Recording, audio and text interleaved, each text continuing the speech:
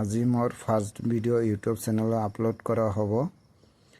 Only মেথছৰ বিষয়ে আলোচনা কৰা হ'ব। ভিডিঅ'বিলাকত আমি যিটো মাধ্যম ব্যৱহাৰ কৰিম সেই মাধ্যমটো হ'ল অসমীয়া, কিন্তু আমাৰ কথাবিলাক ঘৰুৱা ভাষাতে হ'ব, কিন্তু লিখনিবিলাক অসমীয়া মাধ্যমতে হ'ব।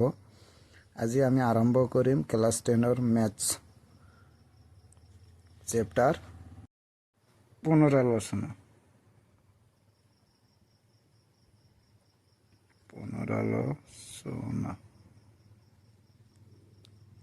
ৰিভিজন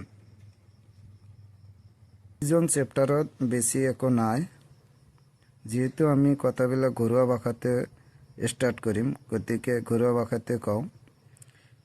n স্কুৱেৰ আৰু n+1 হোল স্কুৱেৰৰ মাজত থকা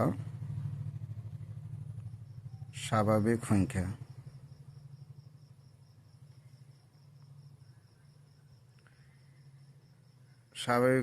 ইকুৱেল টু 2n, য'ত n এটা স্বাভাৱিক সংখ্যা, কিন্তু আমি বোঝাৰ কাৰণে সৰু সংখ্যা বুলি লিখি লওঁ।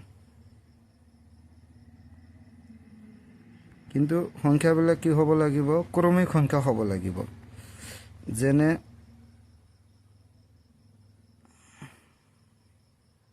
12 স্কুৱেৰ আৰু 13 স্কুৱেৰৰ মাজত থকা স্বাভাৱিক সংখ্যা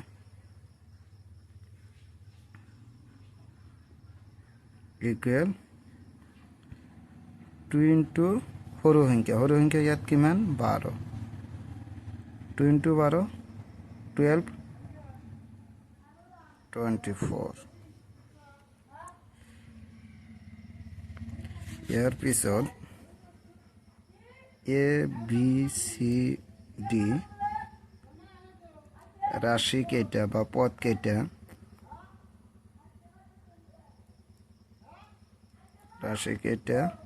কেইটা সমানুপাতত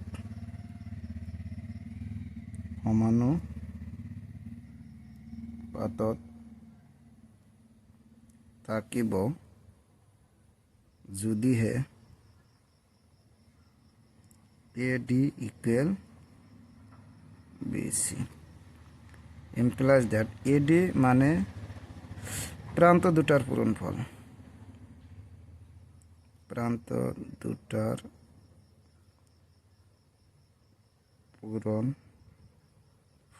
ইকুৱেল টু BC মানে মধ্য দুটাৰ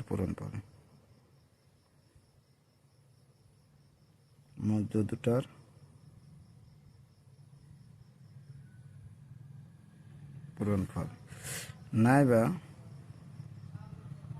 আমি এই বিটো এইফালে আনিলে আৰু ডিটো সেইফালে লৈ গ'লে কি হ'ব? ডিভাইডেড হ'ব। এ ডিভাইডেড বিটো এইফালে আনিলে এ ডিভাইডেড বি হ'ব, আৰু চিটো তাতে ৰাখিলে আৰু ডিটো সেইফালে লৈ গ'লে চি ডিভাইড কি হ'ব? ডি হ'ব। ইমপ্লাইজ দেট আমি এইটোক এনেদৰে লিখিব পাৰোঁ A/B ইকুৱেল টু C/D। নাইবা আমি চিটো এইফালে লৈ আহিলে কি হ'ব? ডিভাইডেড হ'ব, এ ডিভাইডেড চি, আৰু ডিটো সেইফালে লৈ গ'লে বি ডিভাইডেড কি হ'ব? ডি হ'ব। ইয়াক আমি এনেদৰে লিখিব পাৰোঁ A/C ইকুৱেল টু কি? B/D। এই গোটেইবিলাক ইম্পৰ্টেণ্ট, মেট্ৰিকত আহি থাকে। তাৰপিছত আমি কি কোনো এটা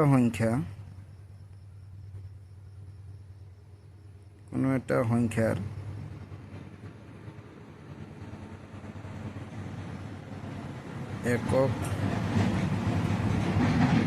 এককৰ স্থানত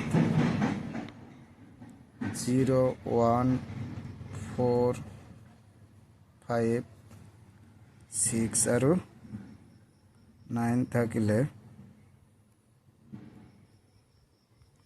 সংখ্যাটো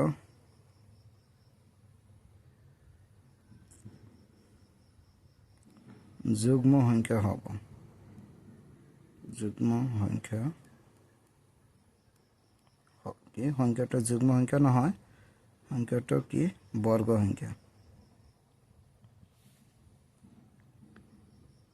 বর্গ সংখ্যা হব। কিন্তু 2 3 7 8 থাকিলে বর্গ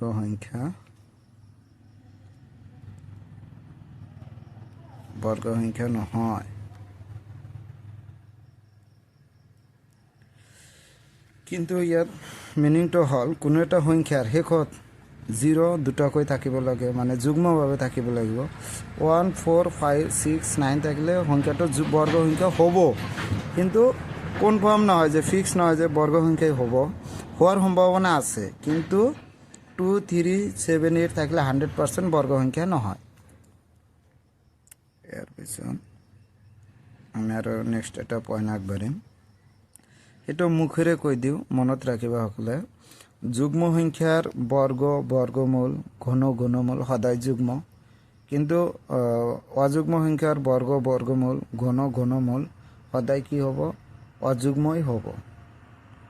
আজি আমাৰ ভিডিঅ' এইখিনিতে সমাপ্ত। নেক্সট ভিডিঅ'ত আপলোড কৰা হ'ব ইয়াৰ পিছৰখিনি।